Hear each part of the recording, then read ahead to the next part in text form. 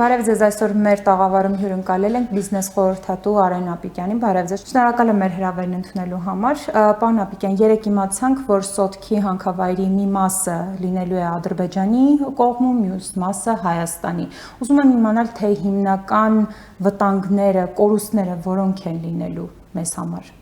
Ասենք նրանց, որ երեք չիմացանք, մենք վաղուց գիտեինք, որ Սոտքի հանքավայրի մի մասը գտնվում է Խարվաճարի շրջանում, մի մասն էլ Հայաստանի տարածքում, եւ դա այդ խնդրահարույց հարցերից մեկն էր, իհարկե, որը կրկնում եմ, այդ պայմանագիրը ստորագրելու ժամանակ ոչ մեկը հաշվի չառավ այդ խնդիրները, ինչպես եւ բազմաթիվ այլ խնդիրներ, որոնք հիմա մենք տեսնում ենք, որ առաջանում են, բայց ցավոք մեր իշխանությունը իդեմս Նիկոլ Փաշինյանի պայմանագիրը ստորագրելու ժամանակ մի րոպե ժամանակ չվերցրեց հասկանալու ինքը ինչի տակ է ստորագրում, դրա համար ունենք այն ինչ ունենք։ Իսկ երեկվա միջադեպը դա պարզապես խայտարակություն է, դա խոսում է միայն նրա մասին, որ մենք այս բանը ընդհանրապես սահման չունենք այդ տարածքում, որովհետև շատ լավ գիտակցելով, որ մենք ամսի 25-ին պետք է վերադասնենք Խարվաճարի շրջանը, մի անցակետ նորմալ չկահավորվեց այդ ճանապարհի վրա, որպեսզի մենք կարողանանք չթողենք Ադրբեջանի զորքը գա մտնի Հայաստանի տարածք։ Հիշեցնեմ, որ Սոտքի հանքավայրը բացի նրանից, որ իր մի մասը գտնվում է Հայաստանի եւ այնտեղ են հիմա ադրբեջանցիները գտնում, Վարդենիս քաղաքից ընդամենը 10 կիլոմետր թե 15 կիլոմետր հեռավորության վրա է։ Եվ որևէ խոչընդոտ իրենց դեմ չի եղել գալ հասնել մինչև Սոտքի հանքավայր։ Այսինքն, երբ որ մեզ ցույց էին տալի նկարները դարպասներով, հիշում եք, գեղեցիկ sense բան, ու բոլորը մտածում են, որ հիմա այդ դարպասները կփակվի եւ վերջ, այսինքն երկիրը անվտանգ է, փակ դարպասների հետևը։ Մի գոնե, չգիտեմ, բան, սահմանապահ կամ մի ոստիկանության մեքենա թեկուզ, տեսեք, ինչ պրիմիտիվ բան եմ ասում։ Եթե չեք կարողանում նորմալ կահավորեիք այդ սահմանապահ պունկտը, գոնե մի հատ ոստիկանական մեքենա չպետք է լիներ այդ դռների մոտ կանգնած, որպեսզի տեսնեն, եթե թշնամին գալիս է, չգիտեմ, ռացիայով կապնվեին, ասեն, որ թշնամին եկել մտել է արդեն Հայաստանի տարածք։ Ժամանակ չկար այդ համակարգային խնդիրները լուծելու համար, ցանկություն չկար, ոնց պետք է լիներ, որ այդպես այնուամենայնիվ կառավարությունը չարեց։ Դա ընդհանրապես համակարգային խնդիր չի, էլի, դա պրիմիտիվ ամենապարզունակ լուծումն է, որը կարելի էր տալ։ Այսինքն, կրկնում եմ, 14 տարեկան երեխան ավելի լավ է հասկանում, որ սահմանը պետք է լինի պաշտպանված, քան մեկ պաշտպանության նախարար այսօրվա։ Ու գերագույն գլխավոր հրամանատար կոչեցյալը, մարդը, որ այդ բանն է զբաղեցնում։ Եթե դու սահման ես դնում, սահման պետք է լինի պաշտպանված, որովհետև եթե դու քո սահմանը պաշտպանված չի, ուրեմն մենք չունենք պետություն ընդհանրապես, որովհետև պետությունը առաջին հերթին դա իր սահմանների պաշտպանությունն է, իր ազգաբնակչության ժողովրդի անվտանգությունն է։ Եթե դու դա չես կարողանում ապահովել, դու իրավունք չունես պետություն կոչվել ընդհանրապես, քո դրոշը, քո օրինակը, քո անձնագիրը ընդհանրապես ոչ մի գին չունի, եթե դու չես կարողանում ապահովել ամենայն ցածր մարդու պահանջարկը անվտանգության մեջ։ Իսկ փաստացի մենք երեք համոզվեցինք, որ մենք այդ անվտանգությունից զուրկ ենք, այսինքն մենք չունենք այլևս պետական սահմանների անվտանգություն։ Իսկ այսօր արդեն նաև հայկական կողմում հանքավայրի չեն թողել, որ աշխատողները գնան եւ իրենց աշխատանքը իրականացնեն։ Արդեն պարզ է, որ մի մասը իրենցն է, մի մասը մերը, սրանից հետո մեր կողմում ինչպես են լինելու աշխատանքները։ Արդյոք լինելու է անվտանգություն, արդյոք կարողանալու են նորմալ իրենց աշխատանքները իրականացնել, թե չէ։ Տեսեք, ես դեռ չգիտեմ ոնց է լինելու հետո, որովհետև ընդհանրապես չեմ հասկանում ոնց են իրենք ուզում պայմանավորվեն, մեկ։ Մի բանը հանգստացնում, որ այդ հանքավայրի շահագործումը իրականացնում է ռուսական կազմակերպություն եւ ռուսները կփորձեն իրենց շահերը պաշտպանել։ Իսկ եթե իրենք իրենց շահերը կարողանան պաշտպանել, դա նաեւ կանրադառնա այնտեղի ուրեմն բնակչության եւ աշխատակիցների շահերի նույնպես, այսինքն ես հույսով եմ, որ ռուսական կազմակերպությունը այդ գեոպրոմայնինգը, որը շահագործում է Սոտքի հանքավայրը, ինքը կպայմանավորվի ադրբեջանական կողմի հետ, տեսեք, աբսուրդային բան եմ ասում, այսինքն մենք այնտեղ ընդհանրապես հիմա անելիք չունենք որպես պետություն, տենց է ստացվում, այսինքն Ադրբեջանը պայմանավորվում է գեոպրոմայնինգի հետ, որտեղով պետք է անցնի այդ սահմանը, այսինքն մեր սահմանապահ, չգիտեմ, մեր կառավարությունը բացարձակ չկան, դուք տեսել եք գոնե մի հոգի կառավարությունից, որ հիմա Սոտքում ադրբեջանական կողմի հետ ինչ որ բան է բանակցում, տեսել եք, տենց մտածել չեմ տեսել, ես երեկվանից սպասում եի, որ չգիտեմ, հիմա գոնե երկու հատ տանկ կգնա կանգնի այնտեղ, որ ադրբեջանական այդ 250 հոգանոց բրիգադը, որ մտել է մեր տարածք, հասկանա, որ այստեղ ինչ որ այս կոմունել են, էլի պաշտպանում այս պետությունը, բայց ես չտեսա տենց էլ այդ մարդկանց այնտեղ։ Այսօր ինչ որ մի երկու դեպուտատ է գնացել, այնտեղ ինտերվյուներ են տալի։ Բայց կառավարությունից չեն այնուամենայնիվ չանդրադարձանել այդպես։ Հա, ես չեմ տեսել դեռ որևէ պաշտոնական անձ նորմալ բացատրություն տան դրա մասին, թե ինչ է տեղի ունենում։ Որովհետև երբ խոսում ենք նույն падգամավորների մասին, այդ նույն падգամավորներն էլ են հարցեր բարձրացնում, բայց էլի պատասխանները ըստ ամենայնի չկան։ Որովհետև չունեն այդ պատասխանները։ Տնտեսական առումով պարոն Ապիկյան, ինչ կորուստներ ենք ունենալու, որովհետև երեկվանից այդ անհանգստությունն է, որ հանքավայրը այնուամենայնիվ Հայաստանի խոշոր հարկատուներից մեկն էր։ Նախ հանքավայրը խոշոր հարկատուներից մեկն էր։ Երկրորդը խոսքը գնում է ոսկու պաշարների մասին, այսինքն որը մեր ընդերքն է, Հայաստանի Հանրապետության ընդերքն է եւ հանդիսանում է Հայաստանի ժողովրդի սեփականությունը օրենքով, հա։ Երկրորդը այդ հսկայական կորուստներ կունենանք ընդեղ եւ հարկերի տեսանկյունից եւ եթե մենք ինչ-որ մասը կորցնենք այդ սոտքի հանքավայրի, նշանակում մենք այդ ծավալները ոսկու ռեսուրսները կորցնելու ենք նույնպես։ Էլ չեմ ասում, որ օրինակ Զանգիլանում ինչպես պարզվեց կար հսկայական ոսկու պաշարներ, որը մենք չենք շահագործել այսքան տարվա ընթացքում, բայց Ադրբեջանը դեռ պատերազմը չավարտած արդեն հայտարարեց այդ Զանգիլանի ոսկու հանքի շահագործման մասին, այսինքն մենք այդ մասն էլ տվեցինք հսկայական, դե որովհետև պետություն գոյություն ունի այնտեղ։ Իրանք շատ արագ կարողացան այդ ուրեմն միանգամից ասացին, որ ներդրող են ներգրավում այնտեղ եւ սկսում են շահագործել այդ հանքը, այսինքն մենք այդտեղ կորցեցինք։ Արցախի այդ բոլոր հողերը, որ տվեցինք, այնտեղ էլ հսկայական ռեսուրսներ եւ գյուղտնտեսական բաներ ենք շատ մեծ կորցրել։ Իսկ միլիարդավոր դոլարների արդեն կորուստներ է տարել մեր տնտեսությունը պոտենցիալ։ Էլ չեմ ասում, որ մեր այսօրվա իրավիճակում տնտեսության եւ երկրի ներսում, քանի որ մեծ լուրջ ճգնաժամի առջև են կանգնած, արդեն սկսել է, բայց ավելի դեռ խորանալու է տնտեսական ճգնաժամը, արդեն մոտ մյուս տարվա դեֆիցիտը բյուջեի $1 միլիարդից ավել է կազմում, այսինքն մենք այդ միջոցները չգիտեմ որտեղից ենք ներգրավելու ու ոնց ենք ներգրավելու, բայց այսօր արդեն կա խնդիր։ $1 միլիարդ համարաչափով մենք ունենք դեֆիցիտ, հա, որպեսզի հասկանանք, մեր բյուջեն մոտավորապես 4-5 միլիարդ դոլարի չափ է կազմում, այսինքն հսկայական դեֆիցիտ է։ Ու ճգնաժամը դեռ խորանալու է, այսինքն բիզնեսներ են փակվելու, մենք այսօր արդեն Երևանի փողոցներով քայլելով տեսնում ենք ոնց են բիզնեսները փակվում, ներդրումներ չեն եկել այս Բայց օրինակ երեք կառավարության նիստի ժամանակ նոր ծրագիր հաստատվեց, որով Կոմիտասի պողոտային պետք է շատրվաններ կառուցվեն։ Երևի շատրվաններն իրանք պատրաստում մարդկանց ուտելիք տան, ինչ-որ ժամանակ հետո Դարան գնան շատրվանից ջուր խմեն բնակիչները երևի։ Բացարձակ անտրամաբանական այդ ամեն ինչը հիմա հասկանում եք, հնչում $10 միլիոն ներդրում, եթե կա ներդրող, որ պատրաստ է դա անել, Երևանի համար լավ է, թող անեն իրանց բիզնեսի համար, բայց ես կասկածում եմ, խորը կասկածներ ունեմ, որ այդ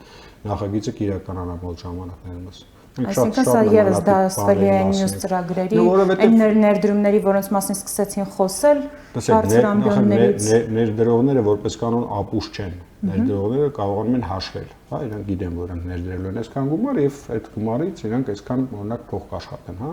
բարձ լեզվով խոսալով։ Ես չեմ կարծում, որ որևէ մասնավոր ներդրող, եթե խոսքը գնում է մասնավոր ներդրման մասին, ոչ թե Երևան քաղաքի բյուջեից վերցնել այդ 10 միլիոնը, ինչը նույնպես հիմարություն է,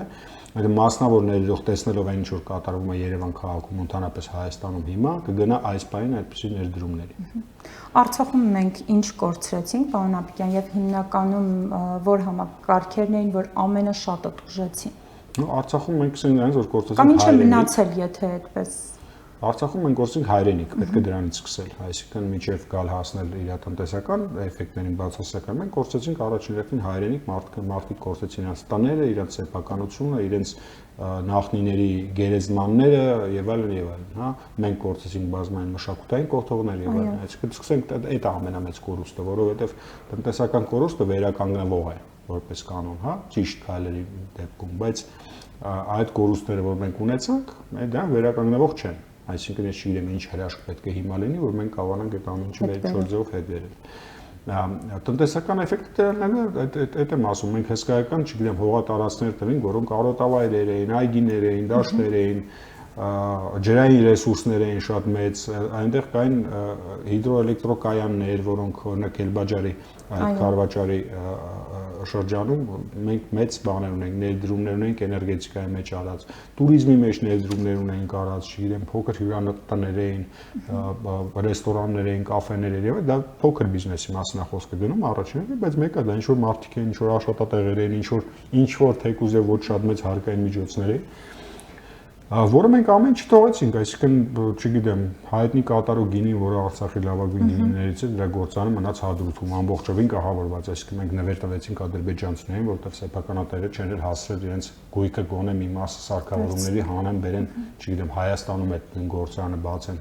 փորձեն բան անել, այսինքն այդ է վիճակը, այսինքն մենք արագ վերցեցինք եւ փախանք, կարելի ասել։ Այսօր այն տարածքները, որոնք մնացել են դեռ Արցախում, այդտեղ ինչ հնարավոր է անել, որովհետև այսօր անդադ խոսում ենք, որ պետք է արցախցիները գնան Արցախ, փորձեն էլի զարգացնել, իրենց բնականոն կյանքին անցնել, ինչ հնարավոր է այնտեղ անել։ Ու այն փոքր տարածքներում, որ մնացել է դեռ մեր վերահսկողության տակ ժամանակավորապես, այսինքն ոչ թե մեր ռուսական վերահսկողության տակ ես կասեի, պետք է տեսնել, թե ինչ հնարավոր բաներ կա տնտեսական զարգացման։ Ես գիտեմ, միակ մեծ համեմատաբար մեծ դա Դրամբոնի այդ բանն հանքն է, որը մնացել է մեր վերահսկողության տակ, որը այդպես խոշոր կազմակերպություն է մնացած, էլի սա փոքր բիզնեսներ, էլի լինելու է գյուղատնտեսություն, հա, էլի լինելու է ինչ որ տուրիստական, եթե туриզմը ընդհանրապես կարելի է մոտակա ժամանակ туриզմի մասին խոսալ,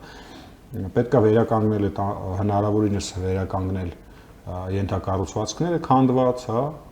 որպեսզի կյանքը նորից, որպեսզի մարդիկ կարողանան, որ ասում են մարդիկ վերադառնան, ուր վերադառ, Հադրութի բնակիչ ուր է վերադառնալու։ Այսօր ինչ որ քայլեր թեկուզ պետական մակարդակով արվում են։ Ես չեմ տեսնում ճիշտն ասած, ես գիտեմ, որ սոցիալ-նախարարությունը որոշակի արցախցիներին աջակցություն ցուցաբերում է, որ Հայաստան են տեղափոխվել, որովհետև նույնպես բացի այդ սոցիալական ծրագրերից բուն Արցախում ինչ որ քայլեր այս պահին արվում են։ Ես մեր կողմից չեմ տեսնում ինչ է արվում, ճիշտն ասած, ես տեսնում եմ, որ Ռուսաստանի Դաշնությունն է ինչ որ հումանիտար օգնություն ուղարկում, ինչ որ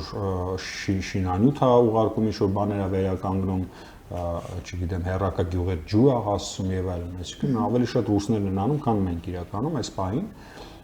բայց դա նաեւ որոշ տրամաբանություն ունի, որովհետեւ այդ տարածքները այսօր ռուսական պրոտեկտորատի տակ են, այսինքն մենք ընդեղ էլ անելիք չունենք, որովհետեւ մենք այդ մի մասը, որը էլի լավա որ հայերով է բնակեցված, այլևս այսօր Ռուսաստանի պրոտեկտորատի տակ գտնվում, այսինքն Հայաստանը այնտեղ այլևս իրենք էլ Հայաստանի անհրաժեշտություն չունեն այնտեղ։ Պարոն Ապիկյան, մի քիչ առաջ վարչապետ Նիկոլ Փաշինյանը ուղերձով էլի դիմում էր ժողովրդին եւ ասաց, որ մեր երկրի շուրջ եւ ներսում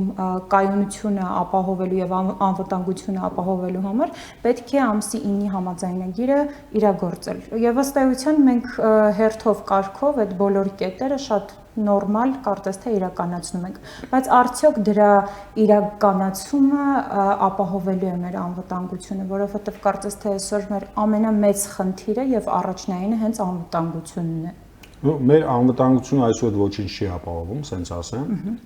երբեք չի ապահովել իրականում, ուղղակի կար ժամանակ, երբ որ մեր արտաքին քաղաքականությունը եւ մեր դիվանագիտությունը կարողանում էր որոշակի երաշխիքներ ստեղծել Հայաստանի վրա չհարձակվելու համար, այն որ մենք ունենք հարևան Թուրքիա եւ Ադրբեջան, ինքը մշտական ռիսկ է մեր համար, այսինքն չկա այդ 30 տարիներ միշտ եղել է վտանգը, որ մեր վրա կարող է հարձակվի կամ Թուրքիան կամ Ադրբեջանը։ Ուղղակի նախկին իշխանությունները օրոք նրանք կարողացել են այդ ռիսկը քչացնել, այդ ռիսկը չեզոքացնել ինչքան հնարավոր է եւ մենք տեսնում ենք, որ իրոք այսպիսի ուրեմն մեծածավալ կորուստներ մենք չենք ունեցել նախկին 30 տարիների մեջ եւ ավելի շատ հաղթողի դիրքից ենք միշտ բանակցել այդ հարևանների հետ եւ ցույց ենք տվել, որ մենք չենք գնալու որևէ զիջումների միակողմանի համենայն դեպքում։ Դեռ գերատեսչության ղեկավարը երեք ասում էր, որ մենք ամեն դեպքում դիվանագիտական ճակատում չենք ձախողել։ Դա գիտեք ինչ, գերատեսչության ղեկավարը ինչ ուզի կարա ասի, կա փաստ, հա, կա փաստ, որ մենք կորցրել ենք մեր հայրենիքի հսկայական մասը։ Դա արդեն պարտություն է եւ դիվանագիտության պարտություն է։ Առաջին հերթին, որտեղ պատերազմները սկսում են այն ժամանակ, երբ որ պարտվում է դիվանագիտությունը, այսինքն եթե դիվանագիտությունը պարտվել է, հետո նոր սկսում է պատերազմը։ Ես չգիտեմ ինքը ինչի նկատի ունի, կարող է այդ իր 5-օրյա ժամկետում պաշտոնավարման մենք որևէ դիվանագիտական կորուստ չենք ունեցել, բայց միջև այդ մենք վերջի 2.5 տարիների ընթացքում մեր դիվանագիտությունը պարզապես տապալվել է այդ բանով ուղղության մեջ Արցախյան հարցի բանակցությունների, որովհետև պարզապես մենք մեր գործողություններով, հայտարարություններով եւ այլն բերեր հասել են նրան, որ սկսել է պատերազմ, այսինքն որ մյուս կողմը, մեր թշնամի կողմը ասել է, ձեր հետ բանակցելու չունեմ, ու սկսել է պատերազմել։ Այդ ամենը դիվանագիտության լուրջ ուրեմն խնդիրը եւ պարտությունը, այնպես որ գերատեսչության բանը թող ինչ ուզում ասի իր երազներում, բայց կա իրականություն, հա, այսինքն եթե դու կտրվել Facebook-յան իրականությունից, կա նաեւ ռեալ իրականություն, որտեղ կան 5000 զոհ, որտեղ կան 11000-ավոր վիրավորներ, որտեղ կան 10000-ավոր անտուն մնացած մարդիկ։ Ինչի մասին է կարելի խոսել։ Փաստերը խոսում են լրիվ հակառակի մասին։ Իսկ հայտարարություններով կարելի է ինչ ուզես տենց հայտարարել եւ ընդհանրել։ Մենք փաստերի մասին ենք խոսում, այսօր շատ քաղաքացիներ Նիկոլ Փաշինյանին ինչ որակում ասես, որ չեն տալիս հող հանձնող դավաճան եւ այլն բողոքի ակցիաներ, հանրահավաքներ, բայց օրինակ այսօր նույն ուղերձում Նիկոլ Փաշինյանը ասում էր, որ մարդկանց մոտ կա վստահություն։ Այդ որտեղից է գալիս այդ վստահությունը։ Այդ Նիկոլ Փաշինյանի ինձ թվում է դեղերի ազդեցության տակից եկող իր բաներն է, գալյուցինացիաներն է, որովհետեւ ինչպես իրանք այս վերջի 2.5 տարվա մեջ էին ստեղծել իրանց համար առանձին ինչ-որ Facebook-յան իրականություն, իրանց fake ֆաբրիկաներով, իրենց լայքերով եւ տարբեր տեղերը ուտելով իրենց վարչապետի։ Իրանք միջև հիմա դեռ այդ իրականության մեջ են ապրում։ Իսկ երբ որ այդ իրականությունը սկսել է քանդվել, իսկ այն քանդվել է հիմա արդեն։ Իրենք արդեն գնում են, չգիտեմ, ինչ գործողությունների մարդկանց բլոկելով, չգիտեմ, կամ որպեսզի ոչ մեկ չկարողանա բացասական կոմենտ գրի Նիկոլ Փաշինյանը էջում այսօր բազմաթիվ տենց դեպքերի հայտ է կամ մարդիկ գրում են, իրենց ջնջում էին ու բլոկում էին։ Եվ այլն, այսինքն դա խոսում են նրա մասին, որ այդ իրենց այդ բանի այդ քարտերի ցարկած տնակը քանդվում է։ Հա, այսինքն արդեն քանդվել է, որտեղ իրանց ամբողջ իշխանությունը այդ ֆեյքերի բաների ֆաբրիկայի վրա է հիմնված եղել եւ որոշակի քանակով ոչ այդքան խելացի մեր հայրենակիցների, որոնց լապշան կախում են ականջներին, նրանք այս լապշով ման են գալի միջև հիմա ի դեպ։ Այն մի քանի հազար հոգին, որ դեռ մնացել է երկրում, որ դեռ հավատում է Նիկոլ Փաշինյանին, այդ է այդ իրանց ամբողջ իշխանության հիմքը։ Ու իրանք դա շատ լավ գիտեն, որ այդ հիմքը քանդվում է եւ իրանք որևէ այլ տարբերակ չկա, քան իշխանությունը թողել եւ գնալ, հեռանալ։ Եվ երբ են ըստ ձեր կանխատեսումները թողնելու եւ հեռանալու։ Ես կանխատեսել եմ, որ շատ մոտ ապագայում, չեմ կարող հստակ ձեզ ասել դա կլինի, չգիտեմ, դեկտեմբերի 15-ին, 16-ին թե փետրվարի 3-ին, բայց շատ մոտ ապագա նշանակում է, որ ամիսների ամենաշատը ամիսների ընթացքում իրանք լքելու են իշխանությունը։ Այսօր Նիկոլ Փաշինյանը երբ խոսում էր այդ բողոքի ալիքի մասին, ասում էր, որ ովքեր որ բողոքում են, իրենց հիմնական նպատակը քաոս ստեղծելն է, մարդկանց մեջ խուճապ մտցնելը եւ ուզում են իշխանության գալ արունով եւ արունով պահել, սովոր են դրան։ Այդ ովքեր են, ովքեր որ ուզում են արունով գալ իշխանության, որովհետեւ նույն ցույցերին սովորական մարդիկ են գնում ապաքաղաքական։ Ինչպես միշտ իրանց աչքերի մեջ դա նախկին իշխանությունների ներկայացուցիչներն են կամ աջակիցները, եւ իրանք քանի որ ամենաառաջը ոնց եկան եւ կիսեցին մեր հասարակությունը եւ ժողովրդին սևերի սպիտակների նախկինների եւ նորերի, իրանք դեռ փորձում են այդ տրամաբանության մեջ գործել, չհասկանալով որ այլևս ժողովուրդը չի հանդուրժում այդ իրավիճակը եւ չի հավատում դրան, որովհետեւ նաեւ կրկնում են կամ փաստեր։ Մարդը ինչքան էլ հիմար չլինի, ինքը տեսնում է, որ վերջը որ իրան խափել են այս ամբողջ ժամանակների ընթացքում 2.5 տարի մեզ խափել են, մեզ ասել են հներես, բայց կան էլի անհերքելի փաստեր։ Հները, այսպես կոչված նախկինները ոչինչ չեն զիջել։ Չգիտեմ ոնց խափել են, չգիտեմ, տենց լավ դիվանագիտություն են վարել, անձնական լավ հարաբերությունների հաշվին են կարողացել տակից դուրս գալ, բայց ոչ մեկ այսպիսի խայտարակ պարտություն, այսպիսի խայտարակ ստորացուցիչ կապիտուլյացիա չի ստորագրել հներից։ Իսկ Նիկոլ Փաշինյանը ստորագրել է։ Օրինակ Նիկոլ Փաշինյանը այլ այսօր հրաժարվում է, որ իրենք խափել են, ասում էր, որ ամեն ինչի մասին մենք տեղեկացրել ենք, որ մարտեր են տեղի ունեցել, այս վիճակն է, այն վիճակն է, ինչ որ ընկալումների խնդիր կա գուցե հանրությունը իսկապես չի կարողանում ընկալել այն, ինչ որ իշխանությունը ասում է։ Adekvatության խնդիր կա, հա, այսինքն եթե այդ մարդը իրոք մտածում է, որ ինքը չէր ստում այս ամբողջ ընթացքում եւ իր բոլոր ուրեմն իր կողմից նշանակված պատասխանատու անձինք, որ ամեն օր հեռուստացույցով ելույթ են տալիս, չեն ստել, ուրեմն ինքը adekvat չի։ Ուրեմն ինքը էլի փորձում է շուր տա, ինքը քանի որ նաև ոչ միայն adekvat չէ, այլ նաև լավ մանիպուլատոր է, ինքը փորձում է ուրեմն իր իրականությունը բոլորի վզին փաթաթի, հա, բայց դա այդպես չի, որովհետև մարդիկ շատ լավ հասկանում են, մարդիկ սա 44 օրվա ընթացքում լսել են, որ մենք հաղթում ենք, հեսա մտնում ենք, զգետնում ենք, չգիտեմ, գյորբագյոր ենք անում, իսկ հետո իրանց դեմենտալը ասում են մենք տվեցինք սա խողերը։ նորմալ մարդու մոտ ինչ բան կլինի դրանից եզրակացություն, որ քեզ խաբել են, չէ՞, 44 օր։ Ոնց կարաս դու 44 օր ճշմարտություն ասես, իսկ հետո վերջում այսպիսի խայտարակ ստորացուցիչ փաստաթուղթ։ Չէ, բայց իրենք զուգահեռ նաև ասել են, որ մարտեր են տեղի ունենում։ Դե հա, մարտեր են տեղի ունենում, բայց մեզ չի ասվել նրա մասին, որ մենք պարտվում ենք այս պատերազմին։ Մեզ չի ասվել, որ այդպիսի կորուստներ ունենք հսկայական մարդկային եւ տարածքային։ Մեզ չի ասվել նրա մասին, որ մեզ պարտադրում են ստորագրել փաստաթուղթ, որով մենք հանձնելու ենք Արցախի 2/3-ը։ Հասկանում եք, օրինակ խոսում են